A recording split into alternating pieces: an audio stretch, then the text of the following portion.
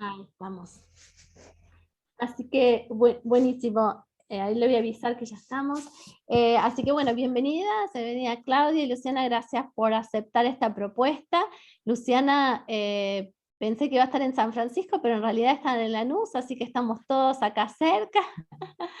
Así que bueno, vamos a aprovechar esta posibilidad de poder conocer un poco más sobre el trabajo social en Estados Unidos y cómo abordan una problemática específica, tratando de traerlo a la comparación con la situación argentina. Así que bueno, Luciana, primero te vamos a pedir que te presentes, cuentes qué sos, cómo terminaste viviendo en Estados Unidos y por ahí también un poco sobre cómo es el trabajo social, qué es lo que haces y cómo fue tu formación, algo que nos cuentes un poco de vos para las estudiantes para que puedan conocer un poquitito de cómo es ser trabajador social en Estados Unidos.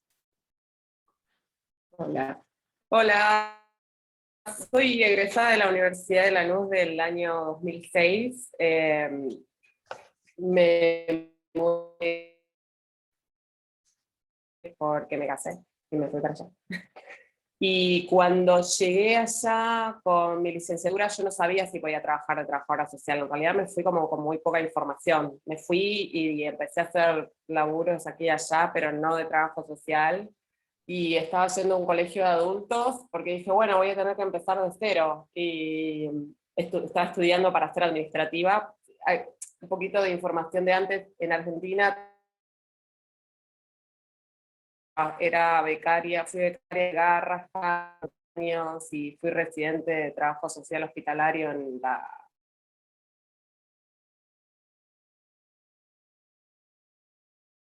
uno por un año, un poco en Monte Grande, haciendo trabajo de cooperativa con cartoneros.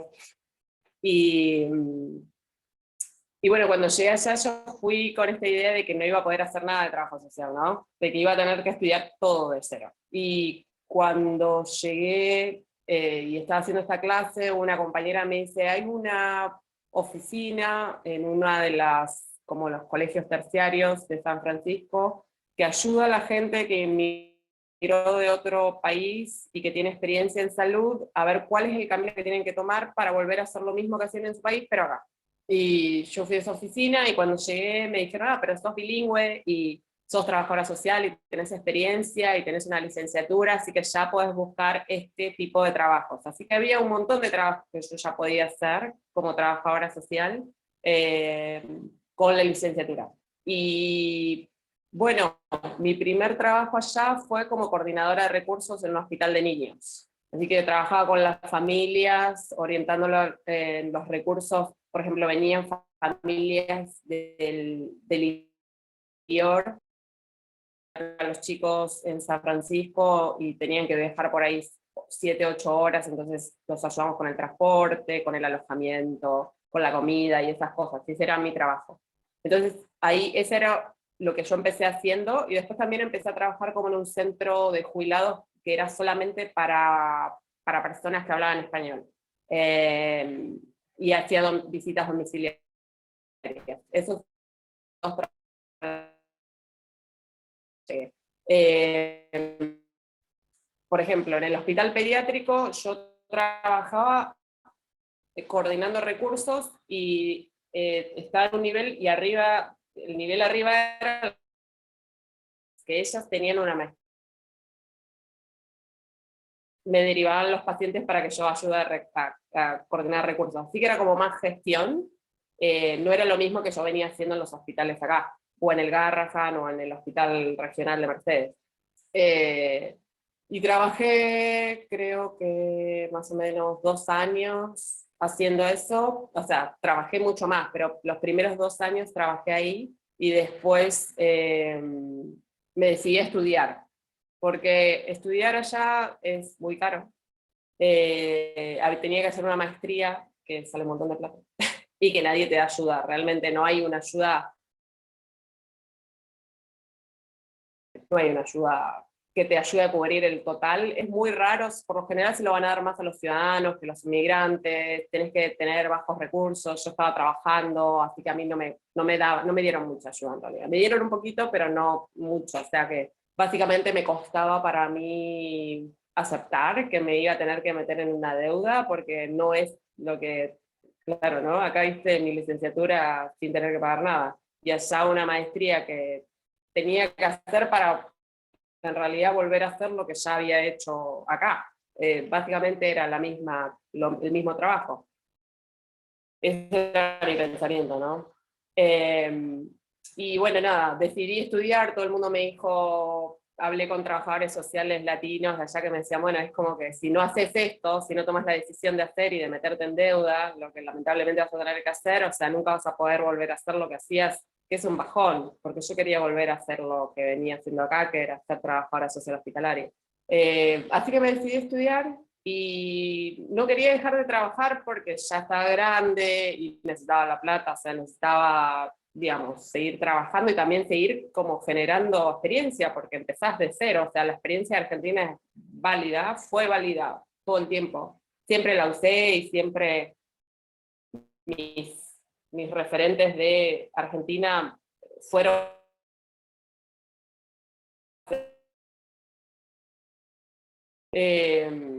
pero bueno, tenía que seguir construyendo mi experiencia ahí, así que seguí trabajando en el hospital de niños como coordinadora de recursos mientras estudié. Hice una maestría que supuestamente dura 2 años, la terminé haciendo en 3, porque lo hice no a tiempo completo, sino más lento. Y me recibí después de eso, conseguí trabajo haciendo el 19. Un poco es eso, el trabajo social allá, muchas cosas lo que hago en el hospital hoy en día es prácticamente lo mismo que hacía acá. O sea, trabajar con pacientes crónicos, con gente que se ha sido diagnosticada con diferentes problemas de salud, necesitan empezar a reconocer, digamos, todos los vericuetos que hay que hacer cuando te convertís en un paciente crónico de cualquier enfermedad. Y es similar a lo que haces acá, digamos, también mediar con las familias y los conflictos familiares, y también repensar con las familias, saber cómo van a fortalecerse los sistemas de cuidado de adultos mayores que ahora necesitan mucho más cuidado que antes. Y bastante de lo que veo en San Francisco, o de la población con la que trabajo, es la población sin techo. De la población sin techo en San Francisco, o sea, en la ciudad hay alrededor de 8.000 personas del último como censo que se hizo en 2018, o sea que no está actualizado. 8.000 personas para una ciudad que, para darles una idea, es mucho más pequeña que Buenos Aires, menos densa que Buenos Aires. En el estado de California hay alrededor de 120 a 150.000 personas viviendo en situación de calle, que al principio se veía como en las grandes ciudades como Los Ángeles y San Francisco, y ahora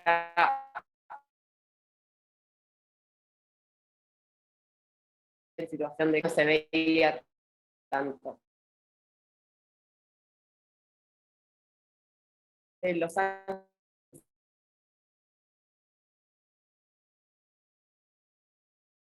Francisco, pero en realidad la diferencia es que en Nueva York hay como una ley de derecho a que la gente tenga asilo, digamos. Entonces, como el clima es más inclemente, como que nieva y el calor es fuerte,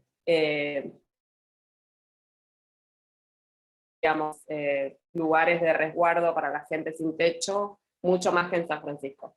Entonces, en San Francisco más los vas a ver en ciertas áreas, mucha más gente que si vas a Nueva York, y la población de los sin techo es similar, o sea, en la misma cantidad, pero unos están albergados y otros no, el albergue es limitado en San Francisco, nunca alcanza.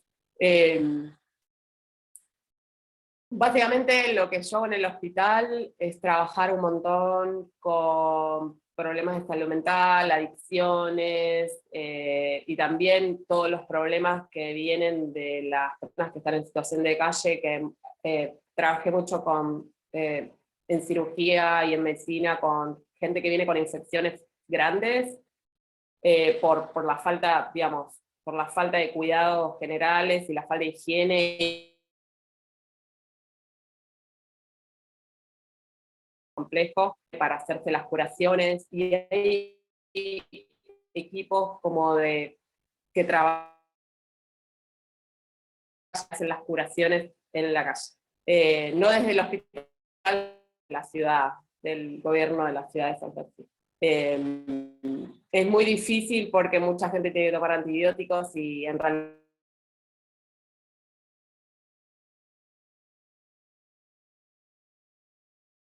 la medicación te la lleves, es muy difícil regularla porque te tenés que tomar 3 veces por día cada una. No hay cura para nada, entonces es muy difícil para la gente poder completar un antibiótico, ponele, en la calle, o poder completar cualquier tipo de tratamiento, también si es un tratamiento psiquiátrico, si es un tratamiento de diabetes, la gente no se puede andar midiendo, es muy difícil.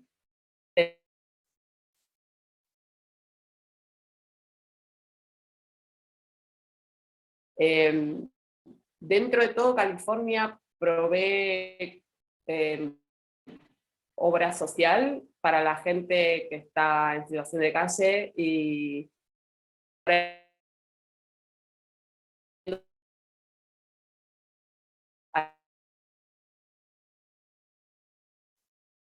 Escuchamos un poco entrecortado, pero alcanzamos a entender lo que dice, pero por un momento se nos corta. es lo que yo trabajo. ¡Ay, no! ¿Dejé mi internet? ¿Es mala? A ver. Dice la red de Luciana Riz es muy bajo, pero fuimos entendiendo, pero estábamos en que decías que el Estado de California ofrece obra social a las personas sin. Quizás podrías explicar un poquitito qué tipo de servicios se brinda o qué tipo de trabajo se hace con las personas, digamos, cómo se lo trata desde el Estado y desde el hospital. Estaría interesante. Por el tema del seguro social, vos decís. Ahí alcanzamos a escuchar que decías que había un seguro de salud en California para las personas en situación de calle. Sí, es un seguro de salud en realidad que es general, que se llama Medical, que es un seguro de salud para la gente de bajos recursos, y que en general se utiliza para las personas en situación de calle. Por lo general ellos tienen esa obra social, ese seguro de salud, que digamos que el servicio, que la atención por medio de la emergencia está cubierta, y que por lo general en el hospital hay una oficina que los ayuda a hacer el trámite para poder tener esa obra social de ahora más, y por lo general alguien que viene al hospital se va con una cita para ir al médico clínico afuera, digamos, como ambulatorio, para hacer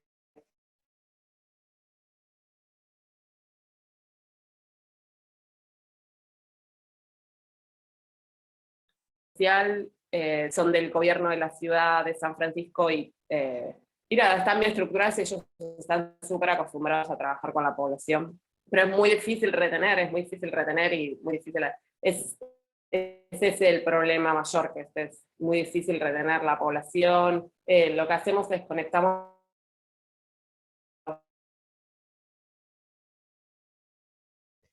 porque la heroína y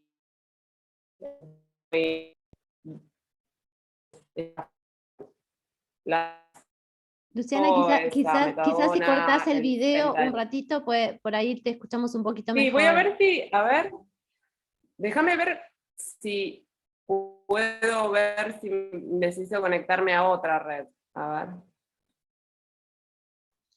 Mientras Lu arregla eso, Ah. me quedaba impresionada, por si no entendí mal, diste el dato, Lu, de que aproximadamente hay unas 1.500 personas en situación de calle, 1.700, ¿entendí eso? No, ¿En San 9.000 no Francisco? fue, dijo, 9.000 me parece. Ah, me parecía poco. Sí. Sí, Escuché que dijo 9.000. 8.000 en San Francisco y entre 120 y 150 en el estado de California, me parece. Sí, Ah, ok, ahora entendí, me parecía poco.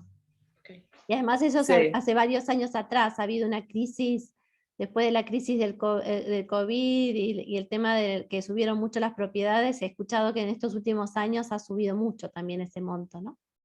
Sí, sí, subió un montón. Y también pasó que con el tema del COVID, mucha gente que estaba en la cárcel, por ahí adultos mayores, o gente con enfermedades crónicas que caían en el hospital, gente que tenía cáncer y adultos mayores, para que no estén, porque era la población de más riesgo, los liberaron. Y a mucha gente las liberaron, pero tampoco con un plan muy sólido, entonces esa gente terminó en situación de calle también. Así que ahí para mí no hay un censo no está, digamos, los números no están al día realmente. Y la población carcelaria también lo que tiene mucho es que por ahí en los Estados Unidos se mete en la cárcel todo el mundo. O sea, mucha gente, entonces mucha gente con problemas de salud mental termina en la cárcel y se convierte en un problema porque como no hubo una atención adecuada mientras estuvieron encarcelados, después cuando se los libera, digamos, también lo mismo, o sea, no han tenido un buen diagnóstico, un buen seguimiento, un buen tratamiento, y es como que hay que empezar de cero, y es muy difícil también retener en la comunidad pacientes con problemas de salud mental. Igual estoy dando así como un panorama desde lo que se ve en el hospital, que se ven más que nada problemas de salud mental, adicciones y problemas de salud crónico. Pero en realidad, después en la calle, ¿no? Hay la gente que no puede pagar la vivienda, ¿no? Que lo que yo he tenido la experiencia de ver por ahí más que nada en la emergencia, era gente que venía y decía, bueno, yo en realidad perdí mi casa, qué sé yo, dormí en la calle, un par de noches hasta que me robaron, o hasta que me quisieron pegar, o que quisieron abusarme sexualmente, y desde ahí no dormí más. Entonces empecé a tomar tal cosa para no dormir, ¿no? Entonces, porque no podía dormir, porque si me dormía me robaban todo. Entonces empecé a tomar, me dijeron que con esto no dormía, y no dormía, entonces empecé a tomar algo. Y mucha gente empieza así, o sea, mucha gente no tenía problemas realmente de uso de drogas. Lo que pasa es que el contexto y la disponibilidad, porque la disponibilidad es grande de drogas en los Estados Unidos, que a mí siempre me sorprendió porque es muy, sí, está muy disponible. Estás por la calle y te ofrecen, en San Francisco es muy fácil que te ofrezcan, como en la entrada del tren, cualquier cosa, digamos, desde heroína, cristal, cristal, heroína, cocaína, pero heroína y cristal, digamos que son lamentablemente las drogas más usadas y que están muy disponibles. Que esa es una mala combinación porque, claro, como decía, por ahí hay gente en situación de calle que no tenía problemas de consumo, que se convirtieron en consumidores porque o sea, vivir en la calle es intolerable para mucha gente. Entonces es como que el uso te hace salir de esa realidad que estás viviendo, que no es nada linda. Pero sí, el problema de uso de drogas es gigante. Y hay una crisis grande que viene, que es vieja, que es toda esta gente que empezó a usar medicina para el dolor y después se convirtieron adictas, o sea, que fueron prescriptas por los médicos, después se hicieron adictas y después no se pudieron salir del consumo de medicación para el dolor y por ahí empezaron a comprar en la calle. Y por cuando empezaron a haber más restricciones empezaron a comprar en la calle heroína o fentanil. Hay mucho entrenamiento para sacar a la gente de la sobredosis de heroína y fentanil. Entonces, por ejemplo, bueno, todos estamos entrenados por ejemplo, gente en los bares, la gente que trabaja en los bares están entrenadas a darte una dosis de esa medicación que se llama naloxón, que es como un PAF, de alergia, que se lo das a alguien que está con una sobredosis de heroína para que vuelva. Y así que todos estamos entrenados, todos los que estamos como en el campo de lo social, no porque lo hagamos para nada, pero porque puede pasarte en la calle, o puede pasarte en un bar, de ver a alguien que esté descompuesto y que parezca que esté teniendo una sobredosis. ¿Cómo empezó el tema de la situación de calle? Yo cuando ya llegué ya era un problemón, así que no es que es nuevo, es un problema viejo. Lo que sí es que, o sea, lo que se ve y lo que se lee es que una vez que el precio de la renta, el precio del alquiler sobrepasa el tercio del ingreso, la gente de altos recursos empieza a ocupar las viviendas de la gente de clase media. Entonces la gente de clase media empieza a ocupar las viviendas que ocupaba la gente de bajos recursos. Y la gente de bajos recursos queda desplazada cada vez más y más. Porque el porcentaje es mayor y el costo es tan grande, cada vez, sí, la gente de clase media ahora está ocupando, o sea, puede comprar una vivienda o puede alquilar en un barrio que antes era de bajos recursos. Y la gente que por ahí en los principios de los 90 vivía en ciertos barrios, ahora esos barrios son ocupados por las clases más altas. Entonces es como que uno va desplazando al otro y las clases medias van comprando más y más en los barrios que antes eran para la gente de bajos recursos, o de gente que te podía, digamos, familias de bajos recursos. Y esas familias se están yendo cada vez más hacia los bordes. Y después pasa toda la situación racial de los Estados Unidos, que también tiene un montón que ver porque mucha de la gente que está en situación de calle es la población afroamericana, la población latina también, pero la población afroamericana es una de las poblaciones más grandes. En función de lo que es la población real de, por ejemplo, una ciudad, por ejemplo, si el 17% de la población de San Francisco es afroamericana, capaz que es más del 35% de la población que vive en la calle, del total de población que vive en la calle. Y así que hay un montón de cosas que son como estructurales, históricas, como los problemas raciales, y acceso a la vivienda, la disparidad entre una familia blanca y una familia de color en salario puede ser hasta 10 veces la disparidad en San Francisco. Lo que pasa específicamente ahí es que están muy cerca de Silicon Valley, que es una zona donde está Facebook y no sé, Netflix y todas estas grandes corporaciones. Entonces, claro, Google, entonces todas estas grandes corporaciones que proveen un salario a sus trabajadores que no tiene nada que ver con el salario que cobra el que trabaja en el supermercado, los maestros, digamos, no, hay como diferentes niveles de salario, y los maestros no cobran lo que cobra alguien en Google. O sea, alguien que en Google debe cobrar como 4 veces más de lo que cobra un maestro, y de ahí debe cobrar, no sé, 15 veces más de lo que cobra alguien en un supermercado. Así que eso va provocando todo este debacle y esta disparidad en el que más tiene está dispuesto a pagar un montón de dinero y hasta competir en el mercado por una vivienda que por ahí no sale lo que pagan. Pero se compite tanto, hay tanta competencia por ciertos barrios, por ciertas casas, que los que más poder adquisitivo tienen están dispuestos a pagar mucho más del valor real de la vivienda.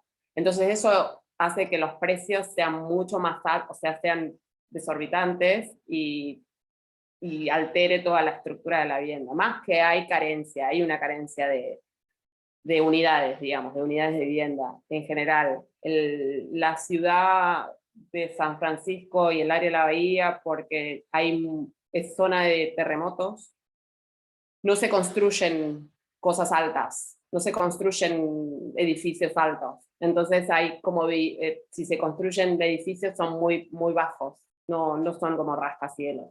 Entonces no se pueden construir unidades súper altas, pero sí hay tierra para construir y para redistribuir y para generar, hay maneras, digamos, que si se quiere, de generar más unidades. Pero bueno, eso es todo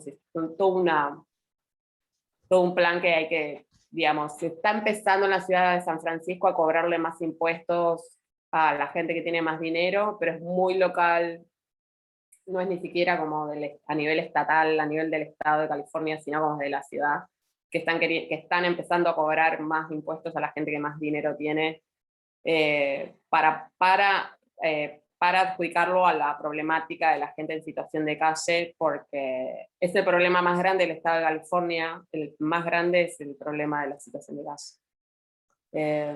Súper interesante, la verdad, Luciana, todo. Yo creo que hablaste un poco de ciertas problemáticas asociadas, ¿no? Que tiene que ver con la cuestión racial, la cuestión de los ingresos, el tema de las drogas, que supongo que también tiene que ver con distintos perfiles de las personas que están en situación de calle, ¿no? O sea, así que lo que podemos hacer, la dinámica sería darle por ahí ahora a Claudia, que comente un poco la situación acá, y por ahí también le puede hacer preguntas y podemos iniciar este diálogo. Yo tendría millones de preguntas que hacerte, Luciana, pero vamos a irla dejando por ahí a que Claudia y Luciana, y después un tiempito para que nosotros también podamos ir haciéndole preguntas.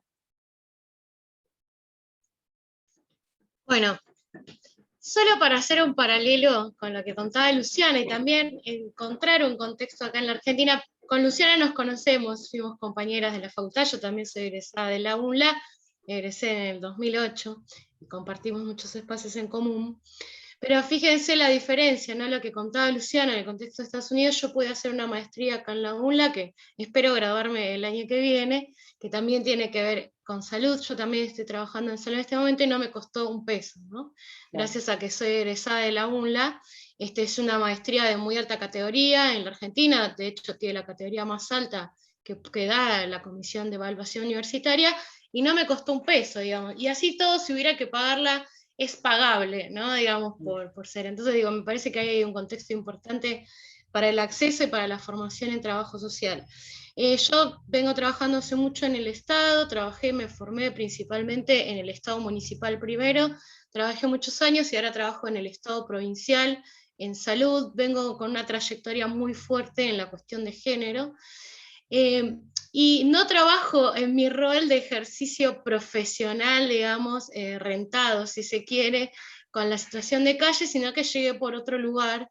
En la universidad ustedes saben que soy docente y formo parte de un proyecto de cooperación que es Extensión Universitaria, y un conjunto de organizaciones sociales que trabajan con personas en situación de calle, justamente por lo que recién contaba Luciana, que sucede en Estados Unidos. Es una situación muy habitual acá en Argentina, pero en muchos países, sobre todo en Latinoamérica, digamos, en Europa hay alguna trayectoria de un conteo mejor, pero en la política pública hoy todavía no existe una formalidad sobre el conteo de las personas en situación de calle. O sea, no hay un registro certero de las personas en situación de calle, a pesar de que sea una problemática, digamos, de mucha movilidad, y que en la provincia de Buenos Aires tenemos un marco legal que plantea que habría que tener un registro del problema.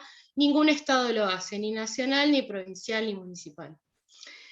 El otro día estamos en reuniones y tratativas con el municipio de Lanús, voy a contar algo muy chiquito, ¿no? Y entonces cruzamos registros entre lo que tenemos las organizaciones y lo que tiene el municipio, y las organizaciones tenemos más registro de lo que tiene el Estado, ¿no? Esa es una de las discusiones que estamos dando. Próximamente esperemos que se apruebe una ley nacional que va a contemplar este registro, y además se discutió desde las organizaciones, y el censo nacional próximo del año que viene también va a contabilizar a las personas, porque irónicamente el censo nacional, que tiene como unidad de análisis a las poblaciones, digamos, a la vivienda principalmente, las personas que no estaban en la vivienda no eran contadas, por lo tanto es un problema de difícil dimensión. Así que mi trayectoria yo la empecé gracias al pedido de las organizaciones sociales que vinieron en búsqueda de la universidad para ayudarlas a hacer ese censo, acá en Lomas de Zamora y Lanús. Algunas de las que están acá hicieron el seminario y más o menos conocen. Así que bueno, yo así empecé a acompañar a las organizaciones sociales con un conjunto de compañeras, graduadas, estudiantes y docentes, y acompañamos ese proceso del censo, pero continuamos el trabajo. A partir de hacer el censo, varias organizaciones sociales conformaron lo que se llama el colectivo Censo Sur, y ahí se nuclean varias organizaciones sociales de acá del conurbano que trabajan con personas en situación de calle, y desde el proyecto de extensión del cual yo formo parte, que se llama Cuerpos y Comunidades en el Conurbano, seguimos acompañando todo ese proceso de trabajo, ¿no? Y en principio me pareció súper interesante lo que contaba Luciana, ¿no? Algo de lo que nosotros trabajamos en el censo fue hace cuánto estaban las personas en situación de calle, ¿no? O sea, cuándo habían empezado a atravesar esa situación. Y más de la mitad de las personas lo habían hecho, digamos, habían empezado a estar en situación de calle en el último año, en los últimos 2 años, y justo cuando lo hicimos nosotros era el final del gobierno de Mauricio Macri. O sea, más de la mitad de las personas que nosotros censamos habían caído en la situación de calle a partir de la instancia del gobierno de Mauricio Macri y la crisis, digamos, cómo se crece exponencialmente la pobreza, y por supuesto que con la pandemia eso habrá crecido, nosotros todavía no lo pudimos medir nuevamente. Creemos que, digamos, una de las principales causas de la situación de calle, por supuesto que es el tema de la vivienda, y muchas de las cosas que contaba Luciana me hacen acordar a la discusión que se está dando hoy en torno a la ley de alquileres, ¿no? Ustedes saben que tenemos una ley de alquileres muy reciente, que se aprobó hace muy poco, que mejoró muy poquito las condiciones para las personas que alquilan, y sin embargo, a pesar de que hace muy poco tiempo se votó, ahora se está haciendo mucha fuerza para modificarla en favor de los propietarios, ¿no? Digamos, ¿y qué quiero decir con esto? Digamos, eso es lo que muestra la tensión creciente del mercado inmobiliario, y lo sabemos, después de la crisis del 2008 que estalló en Estados Unidos, digamos, el mercado inmobiliario es una de las cosas que más atraviesa la situación económica. Entonces siempre va a haber una tensión muy fuerte en el mercado inmobiliario, y que va a ser un detonante de la situación de calle, aunque no es la única causa, ¿no? Mucho de lo que relataba Luciana, de cómo está atravesada por un montón de otras situaciones. Cuestiones de salud físicas crónicas, de salud mental, pero sobre todo de cuestiones de redes vinculares, ¿no? Para nosotros, una de las causas más fuertes es la cuestión de la vivienda. Es un problema multicausal, por supuesto, pero también la cuestión de falta de redes, ¿no? Y bueno, por supuesto que la situación migrante está ligada a la falta de redes, ¿no? Porque quien migra se encuentra solo en esa situación. Entonces, las personas migrantes que no tienen una red establecida a donde llegan, al lugar donde llegan, es muy probable, seguro la mayoría viven en condiciones de hacinamiento, digamos, la mayoría de la población migrante pobre de Argentina vive en condición de hiperhacinamiento, en condiciones muy precarias, y entonces eso es estar a un pasito de la situación de calle. Y ahí les propongo, digamos, el segundo debate, les comento, que tuvimos nosotros cuando hicimos el censo, que es, ¿y a quién contamos como que está en situación de calle? ¿No? Eso fue un debate que se nos hizo muy profundo, porque ¿a quién contamos? ¿A quienes están durmiendo a la intemperie nada más? La ley de la provincia de Buenos Aires sí lo toma así en un decreto que reglamenta la ley, que es quienes duermen a la intemperie. Pero en la ciudad de Buenos Aires, por ejemplo, tienen una propia ley que plantea que está la situación de calle y el riesgo de estar en situación de calle, que son las personas estas que viven en condiciones muy precarias o que están a punto de ser desalojadas, digamos. Y en esa situación hay muchas personas. Hay quien consigue alquilarse en una pensión, pero la inestabilidad laboral hace que eso sea muy lábil, ¿no? Que enseguida vuelven a la situación de calle. Y entonces nosotros cuando censamos, decidimos censar no solamente a todas las personas que están en situación de calle durmiendo a la intemperie, sino a aquellas que tienen que ocupar el espacio público para poder sobrevivir, ¿no? Hay muchas personas que tienen que transitar todo el día, y si ustedes, por ejemplo, van a la estación de Lanús, van a ver que hay familias enteras que transitan todo el día en la estación, y quizás a la noche van a dormir a algún lugar, pero necesitan transitar todo ese día, y está la mamá con los chicos, digamos, toda una familia completa, para poder sobrevivir, sea vendiendo cosas, o sea porque las organizaciones entregan comida ahí, y entonces están todo el día ahí porque entonces reciben el desayuno, la merienda, el almuerzo, la cena, digamos, o ahí se resuelve, sobre todo la red. En la estación de Lanús, todas las personas que transitan, que duermen, que andan por ahí, todas se conocen.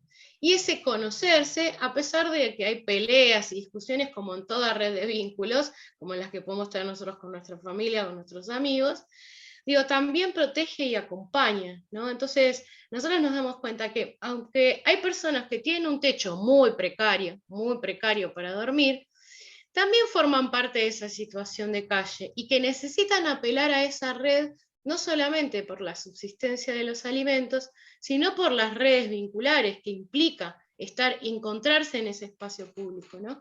Entonces, para nosotros un primer debate, bueno, es ¿qué es la situación de calle? La ley nacional que se está por aprobar ahora plantea que hay situación de calle, que es dormir a la intemperie, pero que también hay riesgo de situación de calle, que eso también debe ser medido y evaluado. Particularmente, digamos, son dos situaciones muy distintas en la capital federal y en la provincia.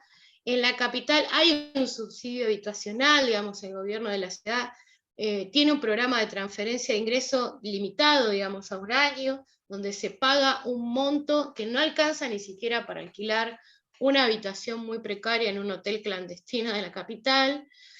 Pero la provincia de Buenos Aires no tiene nada, ni siquiera subsidio, digamos.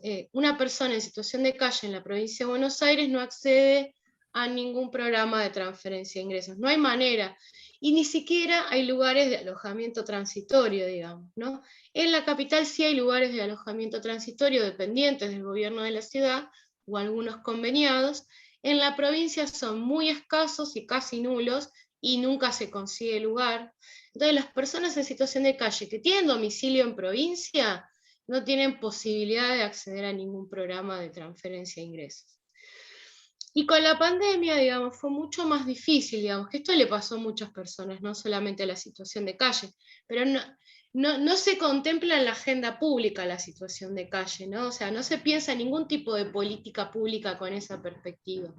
Porque, por ejemplo, con la pandemia, cuando se hizo el IFE, ninguna persona en situación de calle prácticamente pudo entrar digamos, al ingreso familiar de emergencia, que aunque sea fueron pocas cuotas, porque digamos, había que hacer una serie de trámites por internet que eran prácticamente imposibles, ¿no? Pero no solamente por la falta de internet, sino por la falta de redes vinculares, digamos, los poquitos, muy poquitos que pudieron accedieron a través de las organizaciones que ayudamos a hacer la inscripción, digamos, hoy todos saben ustedes que hay que hacer inscripciones por internet y se recibe, digamos, una respuesta vía mail. Bueno, las personas no tienen mail, no tienen teléfono celular, no tienen ni siquiera una casilla de correo postal. Entonces, las políticas que planteó el gobierno para las personas en situación de calle casi no llegaron a ellas. Y la otra, que fue la tarjeta alimentar, también llegó para muy pocas personas, ¿no? Porque lo mismo, la bancarización de las personas en situación de calle es muy compleja. Primero, por todos los requisitos que hay que cumplir, pero además sostener documentación en la situación de calle, esto que contaba Luciana, ¿no? El robo, además de la violencia constante que implica estar en situación de calle. Nosotros estamos tramitando documentos constantemente, a la mayoría se le pierden, o se le mojan, o se los roban, digamos. Es muy difícil tener documentación en situación de calle, a muchas veces se las cuidamos incluso para que no las pierdan, digamos. Entonces, no es solamente, digamos, la falta de internet, de acceso a dispositivos, sino los documentos que implican poder acceder. Por ejemplo, nosotros vamos al municipio de Lanús y le planteamos, mira, esta serie de problemas, ¿saben lo que nos responden? Lo primero que dicen, pero no tiene domicilio en Lanús, pero está en situación de calle, o sea, puede ser que haya venido de otra provincia, puede ser que hace mucho tiempo estaba en otro municipio, y porque no tienen domicilio en Lanús, digamos, ni siquiera les dan una bolsa de alimentos, por ejemplo. No los cuentan, no, esta persona no está acá, pero decimos, duerme acá. No, pero no tiene domicilio en Lanús. Entonces, los gobiernos se vuelven tan burocráticos, pero no es por ser cumplimentadores de una reglamentación, sino por la limitación del acceso a la prestación, ¿no? Digamos, siempre decimos que cada vez que nos piden más y más datos de las personas es para ver de qué manera pueden acotar quiénes entran y quiénes no. Algo que sucede lamentablemente muy comúnmente en todas las políticas públicas en las que nosotros tenemos que participar, ¿no? Pero digamos, en la situación de calle se vuelve más crítico, porque reunir todos los requisitos que se requieren para un montón de prestaciones que a nosotros se nos hace difícil, imagínense a una persona que muchas veces no sabe leer y escribir, o no tiene acceso a internet, o no tiene la manera de seguir un trámite o explicar. Nosotros les preguntamos a una persona con discapacidad, ¿iniciaste un trámite?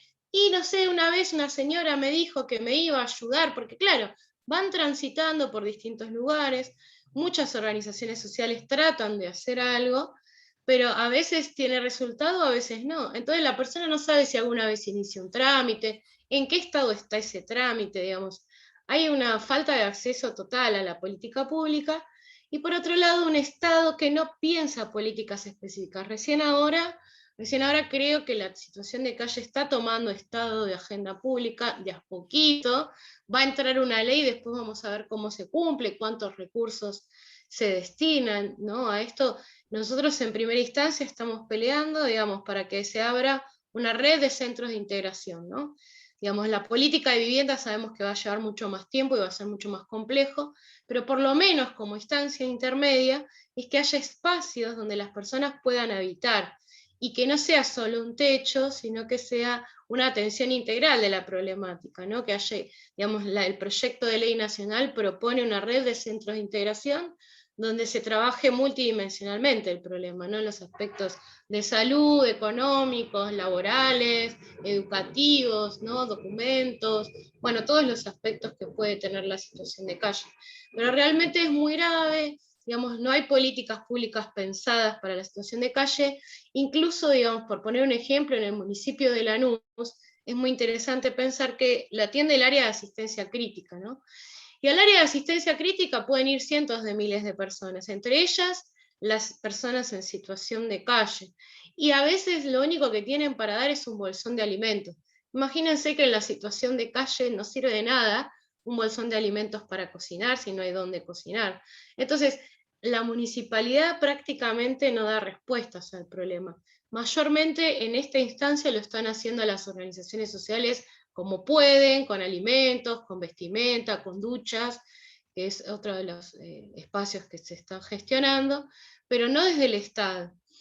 Y para cerrar un poco esta presentación, digamos, para nosotros uno de los dispositivos más interesantes que empezamos a implementar y que comprende la nueva ley de situación de calle es el dispositivo de asamblea. Hace ya un año empezamos una asamblea de personas en situación de calle en Lomas de Zamora, que funciona todos los domingos a las 10 de la mañana en la Plaza Grijera, donde las mismas personas en situación de calle discuten cómo debería poder abordarse el problema, qué debería hacer el Estado, qué pueden aportar ellos y las organizaciones sociales, y acá en Lanús también empezamos con la asamblea los viernes, todos los viernes a las 18 horas en la estación Lanús, y decía que la ley nueva lo que propone es que las propias personas en situación de calle y las organizaciones sociales intervengan en la planificación de las políticas públicas destinadas, ¿no? Porque muchas veces las piensan y las diseñan sin tener en cuenta la experiencia de las propias personas y sobre todo de las organizaciones, porque hasta ahora el Estado no se estuvo ocupando. Realmente la experiencia en el tema la tienen las organizaciones sociales. Entonces, generar políticas sin la voz de las personas que están insertadas, digamos, trabajando en esta problemática y que viven esta problemática cotidianamente, sería, digamos, un despropósito. Así que para nosotros, digamos, la perspectiva es pensarla con las personas en situación de calle, nuevos dispositivos, y en eso estamos, ya pudimos ir abriendo algunos espacios en debate con las personas. Bueno, y hasta ahí un poco la presentación. Bueno, súper interesante. Creo que surgieron algunas cosas que por ahí me gustaría que Luciana por ahí, que no salieron en la exposición de Luciana y que me parece que estaría interesante. Uno, el rol de las organizaciones sociales. Y vos hablaste de redes vinculares, y me parece que es interesante estos dos niveles de redes vinculares, ¿no? Estas redes microsociales, familiares, que implican esta red de sostén que te permite evitar estar en situación de calle, pero también estas redes sociales de organizaciones, iglesias, organizaciones sociales que pueden ayudar a contener, y con los límites que eso tiene, que me planteaba, me parece muy interesante, porque esas organizaciones tienen un límite también, y ahí el rol de la política, ¿no? El rol de la política y de las acciones más políticas, y me parece interesante esta vinculación entre las organizaciones y la política, y la lucha por las políticas. Después otra cosa que me pareció como muy interesante lo que decías, Claudia, también rescatando lo que decía Luciana, es el tema que Saskia Sassen hablaba de los expulsados, ¿no? De los invisibles, de este grupo de personas que nadie quiere ver, y que pasan como invisibilizados, y que ellos también a veces hacen ocultarse es parte de su estrategia de sobrevivencia, ¿no? Porque cuando se visibilizan mucho son maltratados, son, ¿no?, encarcelados, son victimizados. Entonces hay una cosa, para la gente que sabe inglés, en YouTube, si uno pone Invisible People, es una persona que hace entrevistas a personas en situación de calle en Estados Unidos, en distintas partes, y justamente trata de mostrar esta cosa de esta invisibilidad, ¿no?, que tienen estas personas, y la invisibilidad para los gobiernos también, ¿no?, en las políticas, estas personas que son expulsados.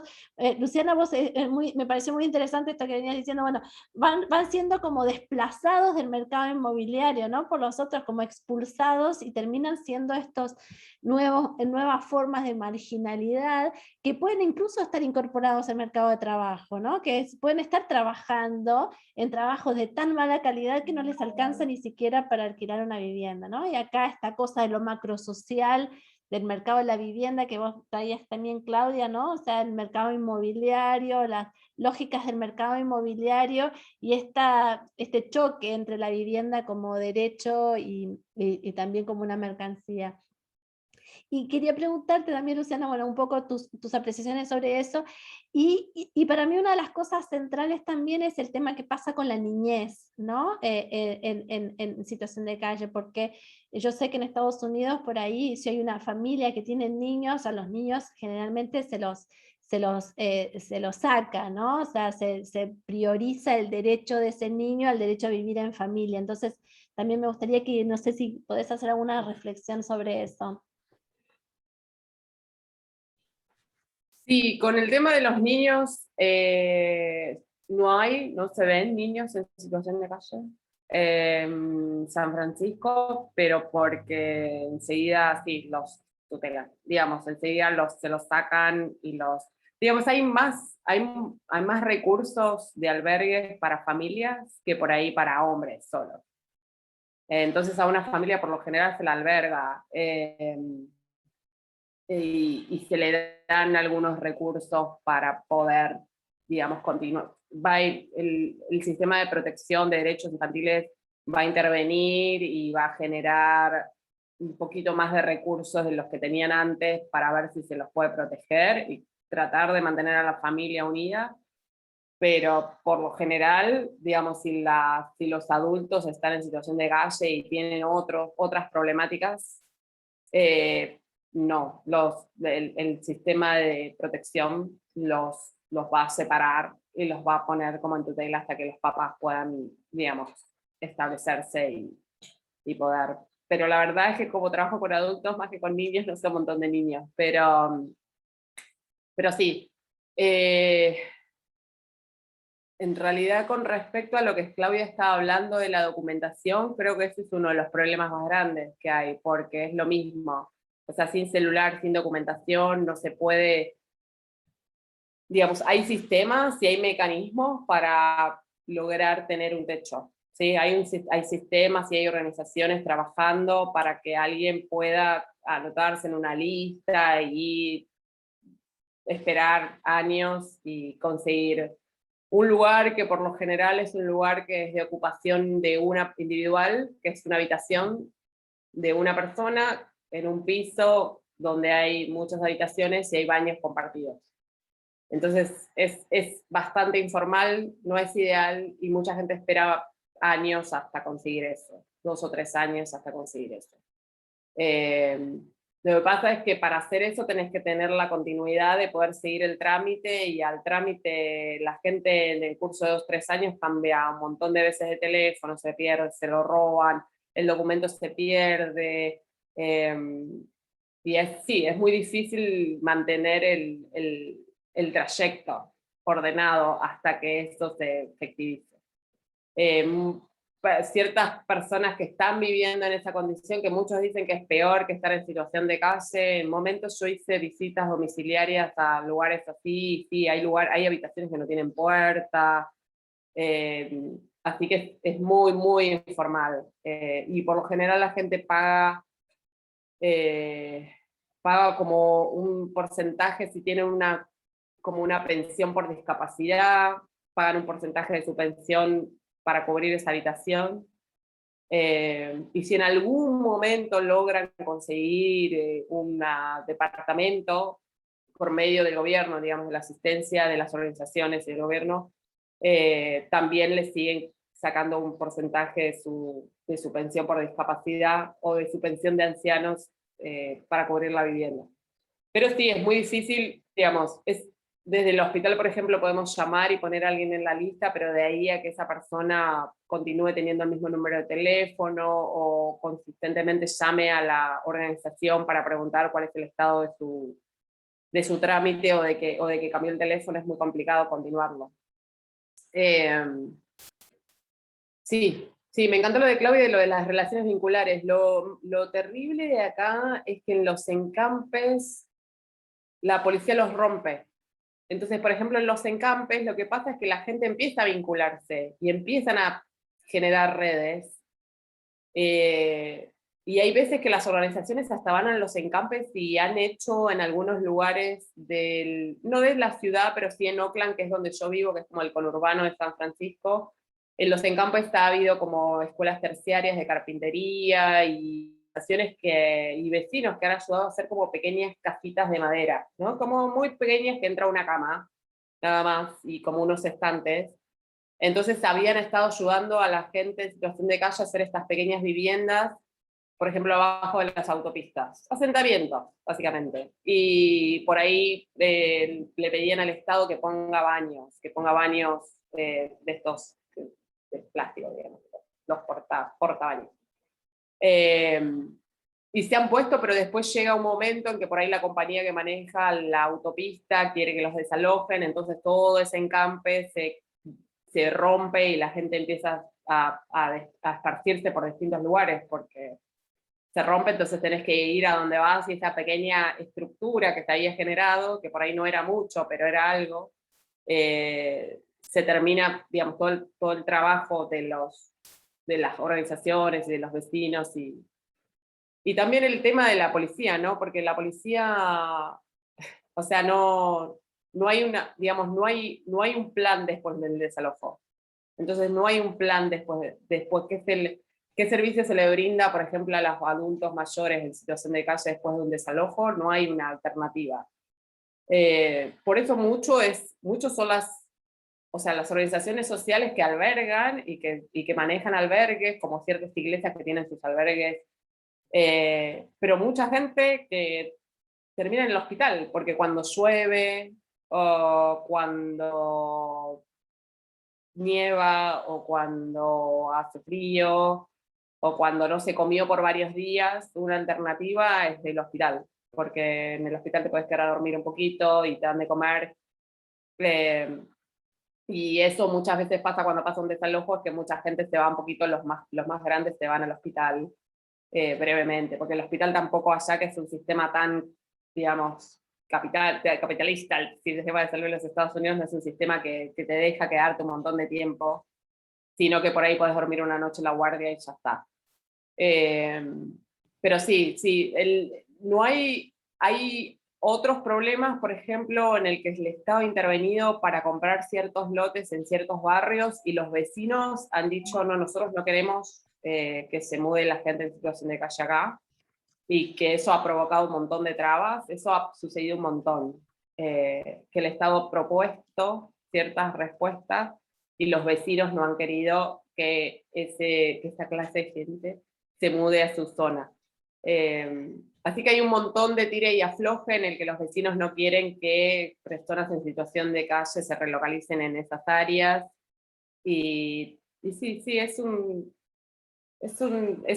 falta unidad, y yo me parece que las redes vinculares ayudarían a la gente en situación de calle, pero las redes también ayudarían a las organizaciones y al Estado a organizarse mejor, porque no hay redes claras. Entonces, las organizaciones sociales, imagínate un poco mucho más neoliberal que Argentina, ¿no? Entonces, vos sos una organización social que presentás un proyecto diciendo, estoy haciendo este tipo de trabajo, X, ¿no? Tengo un albergue, o tengo un comedor, o doy ropa, o ayudo con trámites, o tengo enfermeras y ayudo Entonces el Estado te da un poquito de plata a tus proyectos, que son limitados, que tenés que mostrar que tenés que gastar más tiempo mostrando los números que atendiendo a la gente, para que ellos te puedan dar esa poquita asistencia financiera para que vos hagas este proyecto que siempre es mucho más grande de lo que se termina haciendo, porque en realidad, o sea, muchas veces se escriben, o sea, es parte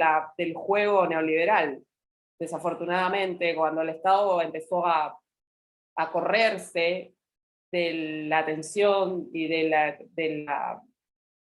atención de los derechos de la gente, y las organizaciones de la sociedad civil empezaron a intervenir, más allá de la buena voluntad, o sea, termina siendo una porción del problema, ¿no? Una organización cubre un pequeño porcentaje del problema, pero no tiene el poder para generar respuestas mucho más grandes. O una organización cubre cierta problemática, otro pedacito de la problemática, y después no hay unidad porque hay competencia, porque todos están peleando por la financiación del Estado. Entonces todos están escribiendo proyectos individuales para lograr financiamiento, pero no hay comunicación, no hay una comunicación, no hay un foro real en una ciudad que podría ser posible, no hay un foro real entre las organizaciones sociales de la sociedad civil y las organizaciones, o sea, y el Estado. Y los hospitales, y las escuelas, y digamos, todo. No hay un foro en el que toda la gente que está trabajando en la problemática y la gente en situación de calle se junte y pueda discutir qué es lo que está pasando. Porque después el Estado lo que hace cuando hablan de programas y proyectos, lo que hace es, bueno, sí, nosotros vamos a generar esto, pero en realidad esto vamos a crear fondos para después redistribuir entre organizaciones,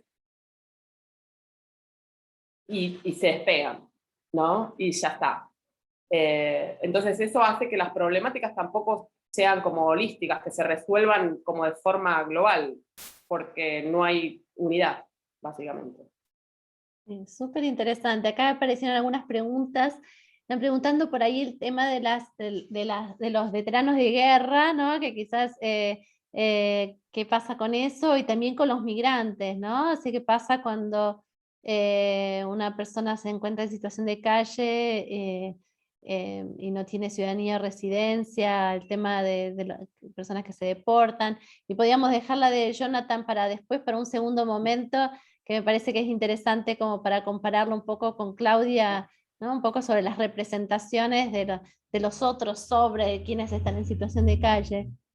No sé si querés, Luciana, responder Sí, las dos los veteranos primeras. de guerra tienen como un sistema totalmente aparte de lo que es el resto de la gente. Los veteranos hay un sistema de seguro social y de seguro de salud que es para los Incluso veteranos de guerra. hospitales propios, ¿no? Tienen sus propios hospitales, pero también tienen sus propios programas de vivienda. Es completamente, sí. Ellos tienen como un montón de recursos que son diferentes. El problema con los veteranos de guerra es el siguiente.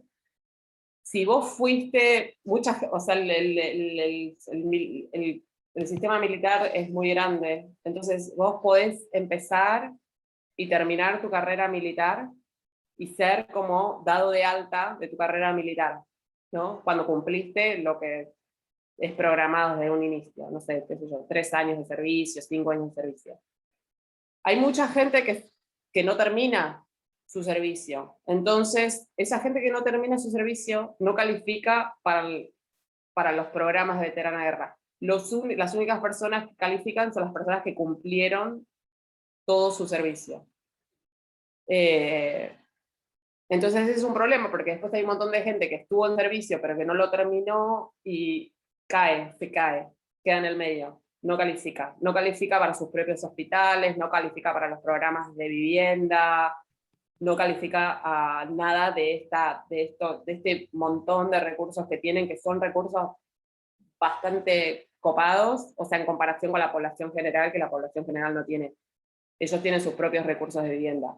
Pero el problema son todos los veteranos que son veteranos, que estuvieron, pero que no cumplieron con el servicio, entonces quedan en el medio, y hay veces que califican para ciertos programas, pero no para otros. Entonces es como que quedan como en un gris medio complicado. Con respecto a los migrantes en situación de calle, o sea, al migrante en situación de calle no se lo envía de regreso a su país, por lo menos no en California. El migrante en situación de calle es otra persona más que está en situación de calle. Con el tema de echar a los inmigrantes del país, o sea, hay un montón de situaciones en las que puede suceder, y también depende porque cada estado es un país distinto. O sea, que el estado de Texas es una cosa, el estado de Nueva York, el estado de California, cada estado tiene su propia política. Y cada gobierno federal también, digamos, cada presidencia tiene su propia política. Porque, por ejemplo, o sea, más allá de que Trump tenía todo un montón de ideas anti-inmigrante, durante el gobierno de Obama hubo un montón de personas migrantes indocumentadas que fueron echadas del país. O sea, incluso probablemente hubo más que durante el gobierno de Trump, que tenía esta cosa. Lo que sí hizo el gobierno de Trump fue asustar a los inmigrantes, porque, por ejemplo, los inmigrantes ahora no quieren pedir asistencia por miedo, porque Trump dijo que si pedías asistencia al Estado nunca ibas a poder calificar por la ciudadanía o por la residencia, si en algún momento iba a haber un camino a la ciudadanía, que no lo hay. Pero que depender de la asistencia social del Estado te iba a poner muchas más trabas. Así que hay mucha gente que ni siquiera quiere ir a pedir esa asistencia social, que muchas veces esa asistencia social es atención a la salud. Mucha gente no quiere ir al médico porque Trump dijo que si ellos usaban el hospital no podían aplicar, si en algún momento había un camino a la ciudadanía, no iban a poder aplicar a la residencia de la ciudadanía. Pero sí, es el tema de, sí, hay mucha gente que se echa, pero por lo general, o sea, por lo general se echa mucha gente que si cometes un delito y sos inmigrante indocumentado, es probable que te echen. Pero por lo general no te persiguen, digamos. O sea, si vos tenés chicos en la escuela y en la escuela sabe que vos sos un papá indocumentado, en el hospital también. O sea, por ejemplo, nosotros en nuestras notas, nosotros no podemos escribir que alguien es indocumentado. Si estamos trabajando con un paciente indocumentado, porque si en algún momento alguien en el Estado federal decide que algo que es ilegal, que es acceder a la historia clínica de alguien, nosotros no tratamos, o sea, ninguna de las organizaciones, de las instituciones básicas como el hospital y la escuela, uno especifica como en documentación que alguien es indocumentado, por las dudas. Sí, bueno, quizás podemos, Claudia también, no sé si tenés algo para comentar, y después dejamos la de las representaciones y la de la organización, las de Nicolás, por ahí, que me parece que es interesante de ver esta idea, de por ahí mientras vos vas pensando, Luciana, también sobre eso. Claudia, no sé si tenés algo que comentar sobre esto. Ay, sí, me anoté muchas cosas. Voy a tratar de hacerlas sintéticas, porque cada vez que Luciana va hablando... Primero, quería nombrar el negocio que implica la situación de calle también. En Capital está mucho más analizado esto, ¿no? ¿Por qué? Porque hay mucho hotel trucho, mucha pensión. Me lo hizo recordar las condiciones que describía Luciana de estas habitaciones, ¿no? Sobre todo en Capital, ligado al subsidio habitacional que da la Ciudad Autónoma de Buenos Aires, digamos, hay que presentar una serie de papeles que ya hay todo un arreglo entre estos hoteles que hospedan a las personas y el gobierno, ¿no? Entonces, hay todo un mecanismo de negociado económico en torno a esto, y las condiciones en las que alquilan esas habitaciones son nefastas, terribles, digamos. Todo eso que describía Luciana, digamos, es muy común verlo. digamos, y lo que me da bronca es que está muy ligado a un negociado del cual el gobierno de la ciudad tiene implicancia, ¿no? Eso en primer lugar, y me hacía acordar mucho a lo que decía Luciano.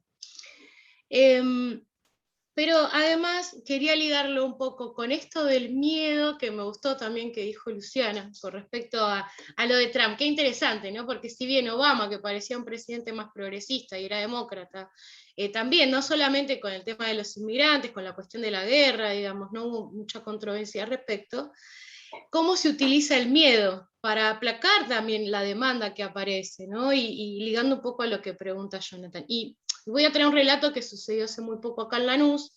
Hace muy poquito tiempo acá en Lanús, no más de 2 meses, se bajaron de un móvil municipal una patota y golpearon a 2 personas en situación de calle muy mal, y a 4 voluntarios, de los cuales eran estudiantes de la UNLA, y la mamá de uno de ellos estudiante de trabajo social. Se los llevaron detenidos a los voluntarios y a las personas en situación de calle, y les armaron una causa, y el propio juez, antes de dejarlos salir al otro día, después de haber pasado toda la noche detenidos, les dijo, ojo con reclamar. Justo esa semana nosotros habíamos ido al municipio de Lanús a reclamar por otras cosas, digamos, y ¿qué quiero decir con esto, ¿no? El miedo generalizado al reclamo, a que la demanda aparezca, ¿no? A la demanda, o sea, a que se genere demanda al Estado. Y eso que nosotros somos muy pocos, nunca generamos una movilización muy, digamos, justamente la situación de calle genera tanta desintegración que es difícil la organización. Cuesta movilizarse, cuesta mucho. Nunca hacemos manifestaciones muy grandes ni cosas muy alocadas. Así todo, el Estado municipal toma una represalia muy violenta hacia las personas y hacia las organizaciones incluso, ¿no? Y con esto, ¿qué quiero decir? Digamos, no hubo mucho eco de esta situación, ¿no? Digamos, si a los que hubieran golpeado esta situación se hubiera dado en otras instancias, quizás hubiera tomado más repercusión. Pero hay una construcción, bueno, nosotros en trabajo social estudiamos esto de la otredad, ¿no? Digamos, ¿qué significa la construcción de un otro peligroso? Digamos, y justamente con la situación de calle, y lo voy a ligar un poco con la pandemia, pasa esto, ¿no? Hay una construcción de peligrosidad. Esta mañana fui al cajero y había 2 compañeros en situación de calle durmiendo al cajero, 2 chicas iban adelante mío y no quisieron entrar cuando los vieron, ¿no? ¿Por qué? Por el miedo de encontrarse con esa persona que estaba durmiendo en el cajero a ver si me va a robar cuando voy a sacar plata del cajero. ¿Qué quiero decir? Digamos, no solamente pasa con las personas en situación de calle, pasa con todo pibe chorro que vive en una villa, digamos, siempre hay una construcción del otro como peligroso, pero digamos que tiene un sentido de ser, ¿no? Que tiene un sentido de quitar valor, esto que decía un poco Brenda antes, ¿no? De invisibilizar, de quitar valor para que eso no se convierta en demanda efectiva hacia el Estado, ¿no? Entonces, si se le quita valor a ese grupo poblacional, entonces le va a ser mucho más difícil construir consenso para poder lograr que se dé respuesta a esas demandas, ¿no? Y con esto que quiero decir... Claudia, que te interrumpa porque Sí. me parece súper interesante eso que decís, como para decir, no solo es quitar el valor desde la mirada del otro, sino sobre sí mismo, ¿no? Porque también hay como esta idea de que algo hiciste porque estás en situación de calle, no fuiste suficientemente hábil, no laburaste suficiente. Entonces también debe haber un debilitamiento de tu propia autoestima y tu propia capacidad de pedir por esta construcción de que algo hiciste, ¿no? Porque si sos laburante no terminás en la calle, ¿no? Es como esta representación de la América, ¿no? Del sueño americano, o el sueño americano argentino también, ¿no? Si laburás nunca vas a terminar en la calle. Sí, la responsabilidad sobre las personas es muy común, digamos, en el sentido común. Muchas personas, bueno, pero este está porque quiere, ¿eh? Claro. ¿Sabes cuántas veces le dimos la oportunidad de que vaya a algún lado y no quiso? Como si fuera solo el hecho de decir, mira, te doy este lugar acá, anda a dormir. Y cuando te explican las compañeras, lo explican muy bien. Y te dicen, yo prefiero estar acá en la plaza que ir a un parador donde me golpean, estoy un rato y después me echan, donde me roban las cosas, digamos, porque el espacio no está preparado para alojar A lo sumo, digamos, se los deja ahí tirados, digamos, no está pensado el espacio realmente para que sea un alojamiento. Entonces, por eso muchas personas prefieren quedarse en la calle antes de ir a un dispositivo que es hiperviolento. Quería contar una anécdota que me causó mucha gracia cuando fuimos al municipio con algunos de los chicos que fueron violentados, que antes de que tuvieran esta causa los habían llevado presos esa semana. Yo voy a desarrollo social con otra compañera y los chicos. Las trabajadoras, nos atendió una trabajadora social del municipio que por supuesto tienen todas las limitaciones, ¿no? Eso lo entiendo, yo también fui trabajadora social del municipio, pero algo que me impactó mucho fue que él estaba muy enojado cansado de que le digan siempre lo mismo, ¿no? Que le decían, te vamos a anotar en un programa de empleo, que le dan una capacitación y después nunca consigue un trabajo, bueno, vení, te damos alimentos. La cuestión es que le decían, vení mañana, porque era la tarde, así ves a una trabajadora social. ¿Qué le responde? Yo estaba ahí sentada, no estaba diciendo nada, solo lo acompañé. Sí, mañana voy a venir con mi asistente social. A mí me causó mucha gracia, porque nunca había escuchado algo así, porque parecía un abogado, ¿no? Uno Claro, tiene vengo más con mi ese abogado sentido para que me común. defienda. Él lo que dijo fue, vengo con mi asistente social. A mí me gustó mucho, me causó gracia, pero sí me dejó pensando, ¿no? ¿Qué sentido él le dio a eso? Y para mí el sentido que yo le encontré, digamos, es otra forma del trabajo social, ¿no? Yo muchas veces me encontré de ese lado, ¿no? Teniendo que responder con los límites del municipio y por supuesto que es mucho más libre estar del lado de las organizaciones sociales, porque yo voy a demandarle al Estado, ¿no? Pero sí, a mí me quedó muy claro y muy arraigado simbólicamente que pareciera que hay otro tipo de trabajo social, ¿no? O cómo se configura el trabajo social en el imaginario de las personas. Y agrego algo más con respecto a niñez, que es algo con lo que vengo pensando y que me gustaría trabajar más en profundidad, que Brenda preguntaba por la niñez, digamos, muy macabra la situación, al contrario de lo que contaba Luciano, acá podemos encontrar, y ustedes seguramente las ven, familias enteras en situación de calle, niñeces solas en situación de calle, y si bien el Estado va a perseguir, y digo perseguir porque es así, digamos, tampoco aloja. Yo creo que acá el Estado no aloja, o aloja muy poco. Va a ir a buscar a la niñez más activamente que a la adultez, pero es muy poco, ¿no? Nosotros estamos con casos de chicas, sobre todo adolescentes, que son abusadas, y así todo el Estado actúa muy lentamente. Pero lo que me parece macabro es el rol de la mujer y la niñez, con todo el vínculo que eso tiene, ¿no? Porque nos encontramos con mujeres que mayormente son abusadas en situación de calle, tienen hijos, el Estado se los quita, la misma calle y el Estado las acusa de malas madres, vuelven a quedar embarazadas y así es un círculo constante, ¿no? Digamos, un Estado que no acompaña si hay decisión o no de maternar, porque en situación de calle es difícil que haya una elección de maternar, pero si la hay, el Estado no acompaña ni la no decisión ni la decisión de maternar, pero cuando se da la maternidad, no acompaña ese cuidado de esa maternidad, lo que hace es quitar niños, ¿no? Cuando nosotros estudiábamos esto de que nos acusan de quitar niños, esto en la situación de calle se ve muy crudamente. Las personas en situación de calle todo el tiempo saben, a mí me parece horrible y es muy triste, de lo que más me preguntan las mujeres es si yo me puedo contactar con los niños que hace rato que no pueden ver. La mayoría de las mujeres están alejadas de los niños que parieron y no saben nada de ellos. Y tampoco pueden hablarles o verles muchas veces, pero el Estado no les vincula, no les pregunta, no acompaña, no hace nada, digamos, en relación a eso. Yo digo, me estoy apresurando porque no es un campo que haya analizado, pero me parece que vale la pena mucho trabajar en eso, que es no solamente la niñez en situación de calle, sino el vínculo muy cercano que hay con las mujeres, la maternidad y los niños en situación de calle, digamos, porque si bien algunas organizaciones, hay una organización capital que se llama No Tan Distintes, que está trabajando mucho eso, me parece que igual hay poco desarrollo, pero el Estado poco pone en pensar, digamos, ese acompañamiento de la maternidad. Por lo tanto, de la niñez, digamos, es una consecuencia de eso. Quería decir algo más y me olvidé, esperen que...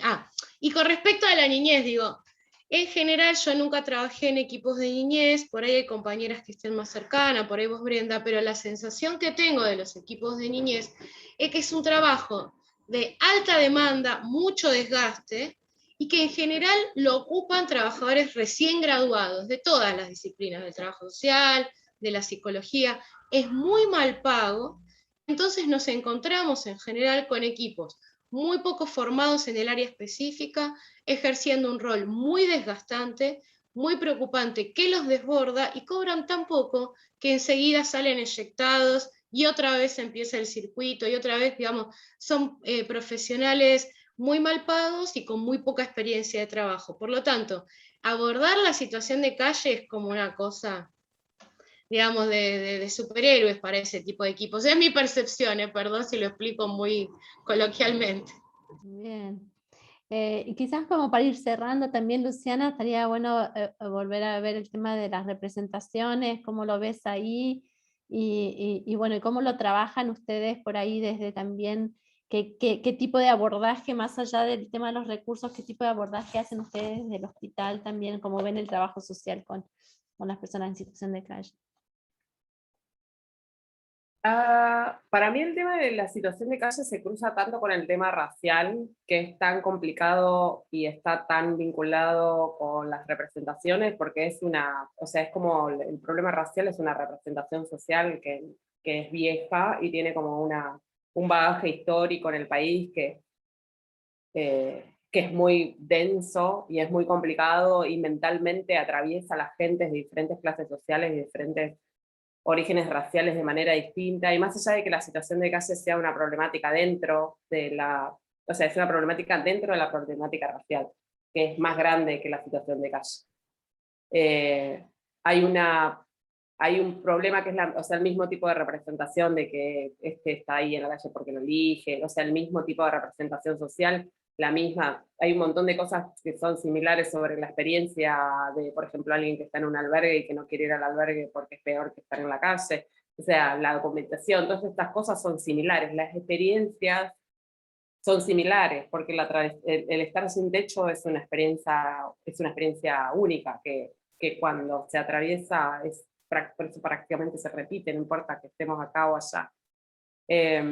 Pero el tema de las representaciones sociales, para mí, desde el punto de vista en el que yo lo entiendo, sigue siendo lo mismo de lo que dice Claudia, de pensar que el otro tuvo la opción de tomar mejores decisiones y no las tuvo.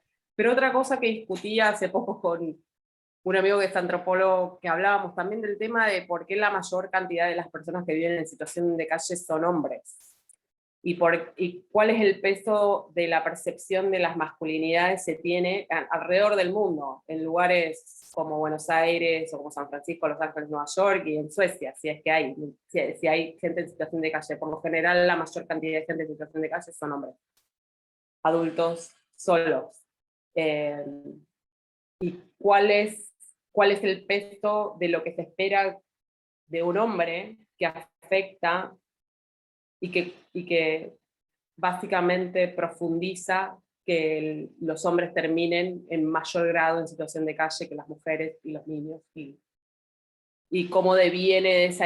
creo que la representación social, por lo menos por ahí voy a decir esto así como a grosso modo desde mi pensamiento, pero creo que una de las representaciones sociales que más afecta al problema de la gente en situación de calle es el problema de qué se espera de un hombre.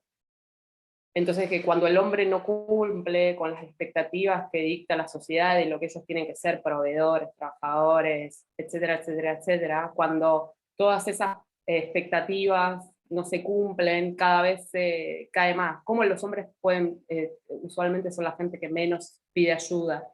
O sea, que no van a las instituciones a pedir recursos. Las mujeres por lo general van más que los hombres. Cómo todas esas tendencias y esas actitudes propias de los hombres hacen que se profundice y que la probabilidad de terminar en situación de calle digamos que haya mucha más probabilidad por esas mismas representaciones que no se cumplen. Pero bueno, eso era lo único que quería decir sobre las representaciones. No, me parece súper interesante eso que estás planteando, porque incluso en alguna cosa que leía decía que la población latina no estaba tan representada en Estados Unidos porque habían como muchas más redes de ayuda mutua Sí, previas a terminar en la situación de calle, ¿no? Como que la situación de calle termina siendo como una situación como muy, muy extrema, extremo. y que Sí. hay personas que pierden su trabajo pero tienen otras redes de ayuda mutua que los contienen, ¿no? Entonces me parece que interesante eso que estás planteando, ¿no? Como la predisposición a buscar ayuda y las imágenes que se tiene sobre uno mismo, ¿no? De que de alguna forma en el autoestima que te lleva a terminar así también, ¿no? Bueno, Y justo me hiciste acordar el ejemplo, Brenda, acá en Argentina, los africanos que vemos que venden en las calles, tienen otro tipo de red vincular, que es difícil verlos en situación de calle, a pesar de su muy precaria condición de vida, ¿no? Porque claro. viven muy precariamente, les cuesta mucho también acceder a la documentación, a un trabajo formal. Sin embargo, hay toda una red de acompañamiento que hace que no terminen en situación de calle. Es muy pocos los que vemos en situación de calle. Interesante, ¿no? El tema de las redes vinculares. ¿Y alguna reflexión más sobre el rol del trabajo social que quieras hacer asociado a lo que decía Claudia, que quieras como para ir cerrando un poquitito? No sé si hay alguna otra pregunta. El rol de trabajador social, el tema es que por ahí hay un montón de problemas en por qué entramos en el rol de trabajador social como seres humanos, digamos, nosotros como personas, así como cualquiera que entra a ser un médico o que entra a ser una enfermera, ¿por qué somos trabajadores sociales? Es la pregunta que a veces es tan difícil contestar. Porque el problema a veces el problema es posicionarse desde el trabajo social como esta persona que tiene el poder de salvar, o el poder, o cuando entras en la carrera con esta idea de que vos vas a venir, ¿me entendés? No sé si completamente, pero que vas a modificar la realidad de otra persona, o que tenés el poder de modificar la realidad de otra persona, cuando en realidad si partís de ese preconcepto te genera mucha más frustración y te termina quemando. O sea, eso pasa en todos lados, te terminás quemando porque si tu expectativa es que vos entraste a la carrera para transformar la realidad de otra persona, no es, digamos, cuál es lo que sí deberíamos hacer mientras estudiamos, porque hay una distancia entre lo que aprendemos teóricamente y lo que pasa en la realidad, y cuando vamos al campo laboral, que se nos desbarata absolutamente todas las construcciones teóricas que aprendimos en la universidad, es qué somos y para qué estamos acá. ¿Para qué estamos acá? ¿Cuál es nuestro rol? ¿Cuál es nuestra expectativa? Nosotros somos personas que tenemos cierto grado de conocimiento, pero no sabemos mucho más de la realidad de otra gente, y de la realidad de que las personas deciden qué es lo que quieren hacer con su vida, no el trabajador social, ¿no? Entonces, de esta idea de poder que a veces queda medio confundido en el medio y nos pasa a todos, de pensar que porque nosotros también tenemos esas preconcepciones, ¿no? De que decimos, bueno, pero te estoy ofreciendo estos recursos y no los estás agarrando, ¿no? Y yo quiero modificar tu realidad con esto que te estoy dando. Y yo voy a modificar tu realidad diciéndote que este es el mejor tratamiento para vos y que esta es la mejor, sí, que vos tenés que hacerte esta cirugía porque yo te digo y hablé con los médicos y es lo que recomiendan, pero la persona está diciendo, no, yo lo que estoy diciendo es esto y esto. Y que a veces es tan difícil encontrar un punto en el medio, decir, ok, si la persona no lo va a hacer igual, si te está diciendo que no lo va a hacer, ¿no? ¿Por qué no hay, en vez de esta presión de poner la caja dentro de la persona, de ver cómo entre todos podemos crear un plan que sea mucho más factible de esta cosa irreal? Pero me parece que tiene mucho que ver con por qué entramos a la profesión, con la pregunta que deberíamos hacernos más de por qué somos trabajadores sociales. Wow, qué buena reflexión, ¿no? Me encantó, me parece que es súper interesante como para traerlo, y también que tienen que ver con estas posibilidades de aceptar distintas formas de vida también, ¿no? O sea, y aceptar que las personas también tomen sus propias decisiones, aunque sean muy limitadas, pero dentro de las pocas posibilidades de decisiones que tienen, que puedan tener algo de sentido de control, ¿no? Y que no ser otro elemento más en decirte qué es lo que tenés que hacer, ¿no? súper interesante. No sé si hay alguna pregunta última que alguien quiera hacer. Si no, vamos cerrando. La verdad, un placer. Luciana y Claudia me dispararon 400.000, me fui anotando temas y preguntas, podría estar toda la tarde. Súper interesante de pensar las continuidades y las divergencias, ¿no? Y cómo también el tema el rol del Estado, la importancia del rol del Estado y esta difícil articulación entre las mismas instituciones, ¿no? Empezar los problemas más, y no que la escuela, el hospital, ¿no? Cada uno actúa desde su lugar sin pensar en soluciones que sean como más, a problemas complejos, soluciones que también tengan una mayor complejidad, ¿no? Así que no sé si Claudia querés agregar algo y ya vamos cerrando. Sí, justo lo que vos dijiste. Me parece que si hay algo que tenemos en la formación profesional es la capacidad de analizar cosas complejas. Yo cursé mi maestría con médicos y tuve, digamos, por el modelo médico hegemónico pensé que nunca les iba a entender, y cuando los vi que eran tan cuadrados y me di cuenta que ellos no me entendían a mí, ahí me di cuenta del poder de análisis complejo que tenemos los trabajadores sociales. Y trabajando en una problemática tan compleja como es la situación de calle, yo me di cuenta la importancia de nuestro rol profesional, pero también que no es la misma mirada que se tiene desde el sentido común que desde una profesionalización.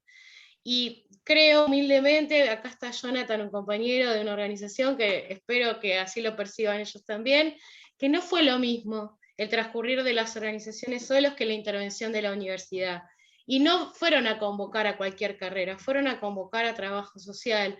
Y hoy en día estamos dando un seminario al respecto conjuntamente con las organizaciones. Y creo que sí, que tenemos mucho para aportar. En general, todos los loquitos que andamos dando vuelta, muchos somos trabajadores sociales. Y les cuento algo que a mí me causa gracia, porque nos vamos encontrando por ahí, después nos metemos a hacer un taller de percusión y terminamos haciendo cualquier cosa, pero porque digamos, tenemos esa capacidad de darnos cuenta que la complejidad social está, digamos, compuesta por un montón de cosas, ¿no?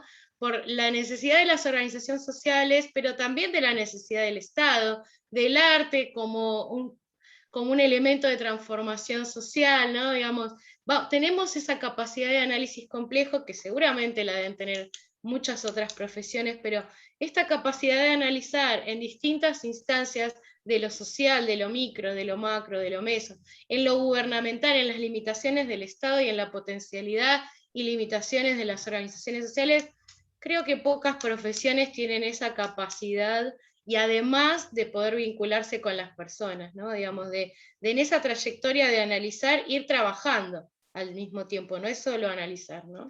Me parece que... Y me parece que también es interesante esto que uno aprende sobre la potencialidad de los vínculos, ¿no? Creo que de los vínculos, y también Jonathan me preguntaba, la autoorganización, pero la autoorganización también, vinculándose unos con otros, ¿no? Que no las organizaciones no actúen solas, sino que actúen articuladas, demandando al Estado, proponiendo leyes, como está en la experiencia que ustedes están llevando adelante, me parece súper interesante, ¿no? Demandando, haciendo fuerza, ¿no? O sea, no yo solo, y no solo yo organización, sino como agrupación, y junto con la universidad me parece que es como experiencia súper interesante y habla del poder de la organización, ¿no? No solo en la capacidad de exigir, pero también en la propia posibilidad de autorreconocerse como persona sujeto de derechos, ¿no? Que me parece que eso es como muy interesante. Así que bueno, mil gracias, y con los estudiantes, si les parece, nos encontramos en 15 minutos, a las 4 de la tarde en el Meet. Así que nos estamos viendo. Gracias. Muchas gracias por la invitación. Saludos.